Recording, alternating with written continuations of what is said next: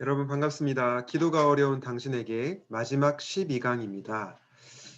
마지막 12강은 중보 기도에 대해서 말씀을 드리려고 하는데요. 한 선교사님께서 이런 그 일화를 간증한 적이 있습니다.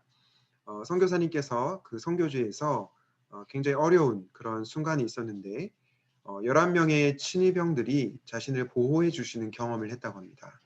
그런데 알고 보니까 이 선교사님을 위해서 11명의 기도 부대가 당시에 기도하고 있었다는 것을 나중에 알게 되었습니다. 이것을 통해서 우리는 무엇을 알 수 있습니까? 하나님께서 다른 사람을 위한 기도 드릴 때, 즉 중보 기도를 할 때 놀랍게 응답해 주신다는 것을 알 수 있습니다. 저는 저와 여러분들이 우리 샘물교회를 위해서 그리고 청년의 공동체를 위해서 중보 기도함으로 하나님의 놀라운 역사를 경험해 보시기를 간절히 바랍니다. 중보 기도를 해야 하는 이유가 무엇입니까? 그 이유는 첫 번째로 중보 기도가 하나님의 뜻이기 때문입니다. 디모데전서 2장 1절 말씀에 이런 말씀이 나오는데요. 그러므로 내가 첫째로 권하노니 모든 사람을 위하여 간구와 기도와 도고와 감사를 하되.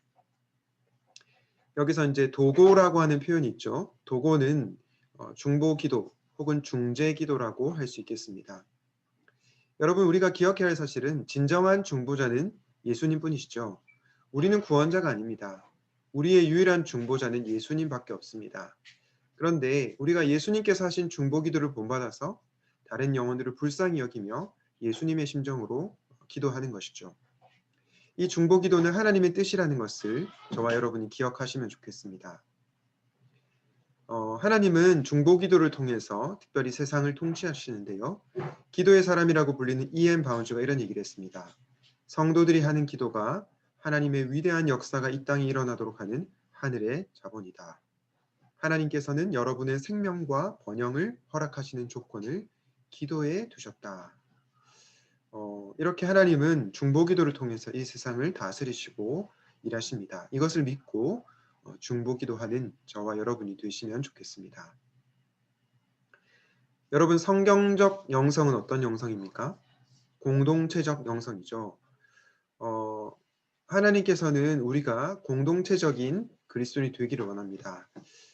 우리가 중보 기도할 때 하나님의 성품을 닮아서 사랑의 열매를 맺는 것이고 성경이 의도한 믿음의 공동체를 이루는 일에 동참하는 것입니다. 여러분들이 형제 자매를 사랑한다면 중보 기도를 꼭 할 수 있기를 바랍니다. 또한 중보 기도는 변화와 화해, 치유의 열매를 낳습니다. 특별히 목회 사역의 열매는 중보 기도에서 비롯됩니다. 좀 더 정확히 말하면 중보 기도의 뿌리를 내린 말씀의 능력일 것입니다. 여러분, 저는 여러분들에게 부탁 한 가지를 드리고 싶습니다. 샘물교회 목회자, 담임 목사님과 또 저와 다른 교육자들을 위해서 꼭 기도해 주시기를 바랍니다. 이 목회자를 위한 중보 기도가 정말로 중요한데요. 하나님 진리의 말씀을 바르게 선포할 수 있도록, 그리고 그 말씀을 통하여서 우리 성도님들이 변화될 수 있도록 이 기도가 정말로 요구된다는 것입니다. 뿐만 아니라 우리가 다른 사람을 위해서 기도할 때 다른 사람 내면이 변화가 되고요. 또한 치유가 일어나고요. 또 화해케 되는 놀라운 역사가 일어날 것입니다. 여러분, 데살로니가전서 말씀에 보면 쉬지 말고 기도하라 이런 말씀 있죠. 우리는 데살로니가전서 5장 16절부터 22절까지의 본문을 좀 이해할 필요가 있는데요.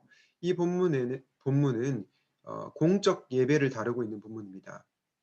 그래서 존 스토트 목사님이 이 본문은 공적 예배 가운데 4가지 필수적인 요소를 나타낸다라고 했는데 쉬지 말고 기도하라는 이 명령이 이웃을 위해 중보 기도하는 책임을 수행하라는 하나님의 뜻이다라고 말을 했습니다.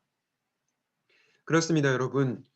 쉬지 않고 기도하는 최선의 방법은 중보 기도입니다. 여러분, 우리가 어떻게 계속해서 기도할 수 있겠습니까? 우리 자신의 기도 제목만으로는 한계가 있죠. 우리가 다른 사람들을 위해서 기도할 때 하나님께서는 우리를 통해서 일하실 것이고 우리가 또 쉬지 않고 기도할 수 있게 될 것입니다. 목장 식구들, 교회 성도님들, 또 이 세상과 세계를 위해서 우리가 그렇게 기도할 때 우리는 쉬지 않고 기도할 수 있을 것입니다.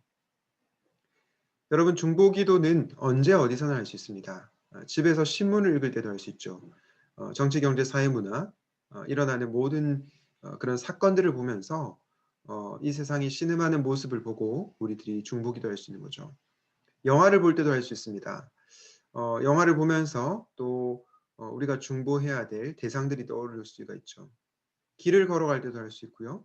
근무하다가 잠시 쉬는 시간에도 할 수 있고 커피숍에서 차를 마시다가도 잠시 어 호흡을 멈추고 또한 기도를 할 수 있습니다. 이처럼 중보기도는 언제 어디서나 할 수 있는 것입니다.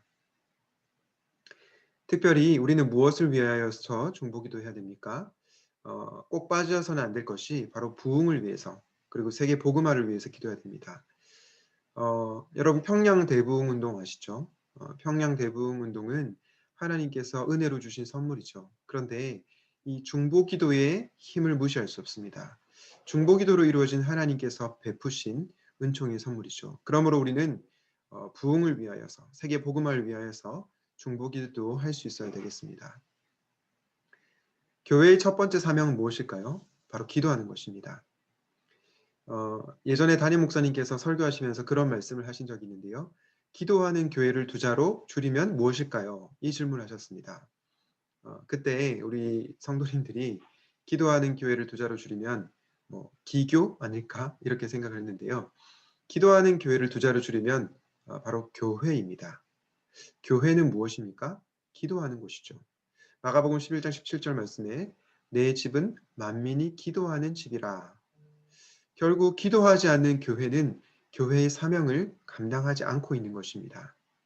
루박이라고 하는 사람이 이런 얘기했습니다. 죽은 교회를 다시 살리는 가장 중요한 방법은 바로 교회 내 기도 모임을 만드는 것이다.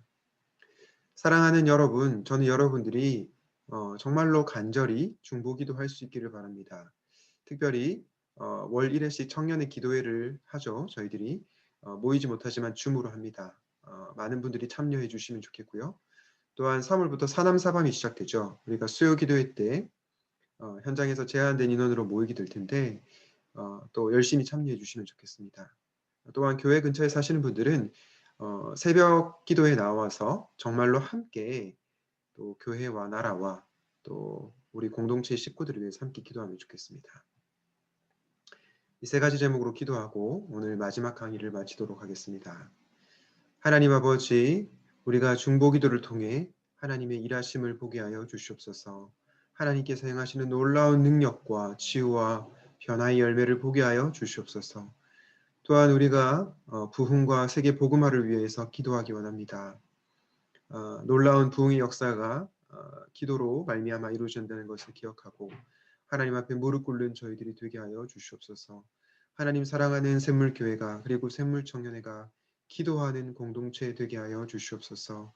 기도하는 것을 쉬는 죄를 범하지 않게 하여 주시고 기도함으로 주님의 몸된 교회를 더욱더 든든하게 세워가게 하여 주시옵소서. 이 모든 말씀을 우리 주 예수 그리스도 이름으로 기도하였습니다. 아멘.